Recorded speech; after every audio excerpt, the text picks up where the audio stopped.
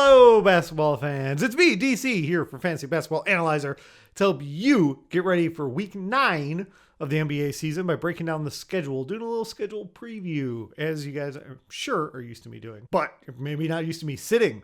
I'm sitting because you know what? I stayed up too late playing Rocket League last night because there's only 3 NBA games. I didn't feel pressure to watch everything live, and I stayed up too late. I'm an old, and I'm tired, so I'm sitting. But we're going to keep the energy up on this video. Let's get into it by looking at pace and defensive efficiency. All right, it's the usual murderer's row at the top of people you want to attack. Orlando, Charlotte, Sacramento, Houston, then Portland and New Orleans. So there is a little difference here. Memphis has been at the top of teams you want to attack because they're pretty weak defense last few weeks, and they've completely dropped out of this. They're all the way down there under OKC now. They're at 105.35. So I looked into it just because I was curious. Their pace last week was 101.8, and they dropped down to 99.6. That makes a lot of sense. Jaw's been out. They've also had a couple other guys out, although, like, Kyle Anderson missed a game. Slow-mo, you don't expect him to be helping pace. Anyway, Memphis is winning. No criticism. They've been a lot of fun. They've been winning without Ja. But their pace definitely slowed down. That makes sense. And their defense went up, which also kind of makes sense. Their defense was at 113.7. It's at 111.1. I don't think that's all on just the personnel. I think it's a little bit on who they've been facing too. But they beat Miami and stuff, so we're not scrapping it. You know, they just beat the Lakers, but I'm not putting the Lakers in with the good teams. All right, down at the bottom, the teams that you would be most afraid to attack, in theory, for fantasy. Golden State, Cleveland, Utah, Philly, Miami, and then the Clippers, Denver, Boston are just outside of that.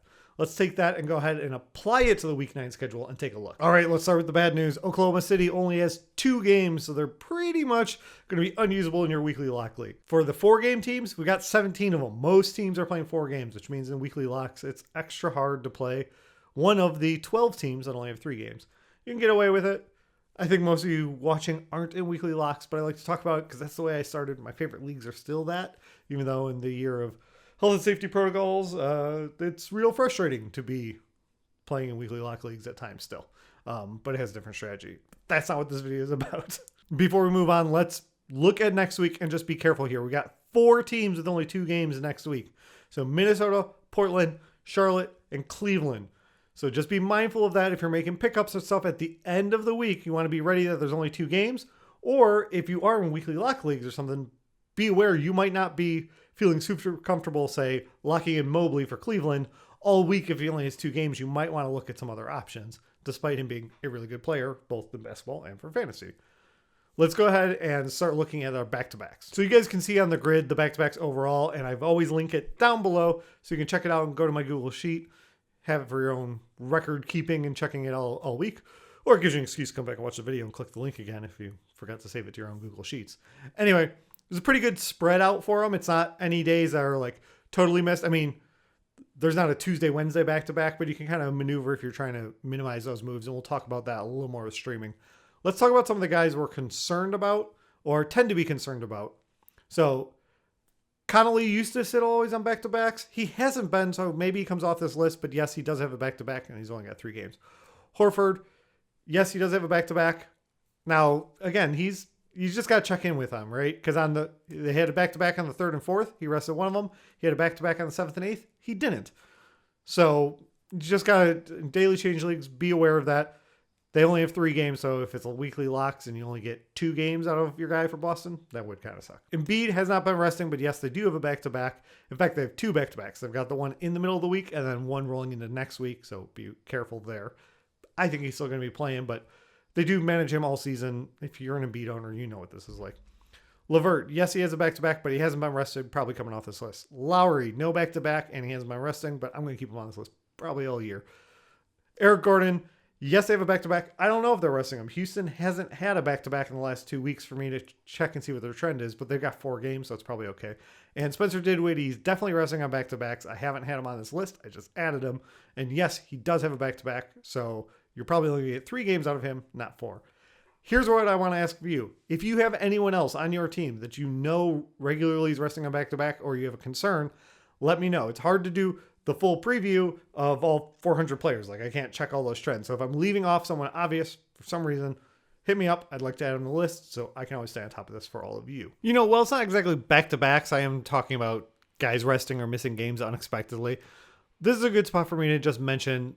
So this week is December 13th to the 19th for NBA not stat nerds, contract nerds, salary cap nerds. There we go. December 15th is a big day because it opens up some more trades. There are some guys, say Kelly Oubre or Daniel Tice or someone, if they signed a contract that weren't movable until the December 15th date, that gives some teams some flexibility, either because they want to trade for Daniel Tice or Doug McDermott or something, but also that these guys can be packaged then. Now, I don't have a crystal ball, so I'm not going to say, yes, any of these guys are definitely going to be moved, but just like be aware, especially in your daily change leagues, that there could be late breaking news. Someone could just miss a game, maybe this week during it or coming up. Also, Indiana's kind of supposedly come out and said they're ready for a rebuild, and, you know, people are on trade machine coming up with a whole bunch of stuff.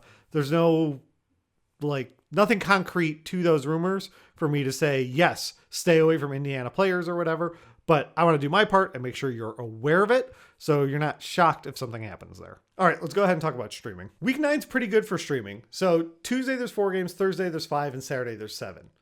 So there's going to be 3 go-to days where you can get someone in there. I mean, that 7's, you know, it's definitely a streaming day, but it's a little more busy. But there's also an 8 game day on Friday and a couple of 9. So other than Wednesday, the real day you got to avoid because there's 11 games where your lineup's going to be full. Anyway, there's some good wiggle room. The 4 teams that have the best streaming schedule in my mind is Brooklyn, because they play all 3 of the streaming days, as well as Detroit, Toronto, and New York. The reason I listed New York last is of those teams I named, they all had 4 games, except for New York. The Knicks only play 3 games. So there's not a chance of, hey, I've made one move. Like Brooklyn, you look, they've got the 3 games, and then they happen to play on Sunday, which is 9 games, so maybe you get someone in there. I don't know. So that's really what I'm looking to attack with. If we're just going off of scheme of minimum moves, how can I get some people in there? That's where I'm looking to go with this week. And then, like I said, be careful, because all of those teams that have only 2 games next week, right? Charlotte, Minnesota, Portland, Cleveland, they all happen to play a game on Sunday. So it'd be easy to pick them up and try and plug someone in there. And then you've made that move, and in the next week, you only have 2 games. So you might want to avoid those teams when thinking about enrolling into next week. That's all I got for you today. Nice and quick. Before I go, I do want to say thank you to all of you who are already here, all 1,580 of you. Or, you know, some of you are probably like my mom who subscribed is not really watching, or something like that. Thanks, Mom. So all 1,500 of you. Anyway, I did hit the monetization goal. I hit the 4,000 hours watched in a 12-month period. Actually, it was like 11 months, and I'm blown away and thankful for it.